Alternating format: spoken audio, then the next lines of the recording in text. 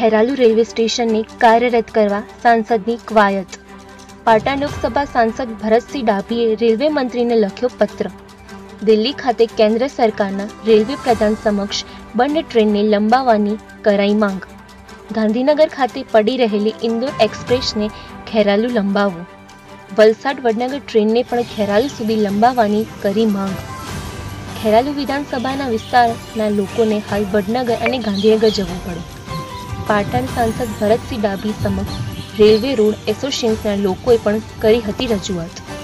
Reporter Farooq મહેમાન, ખેરાલુ।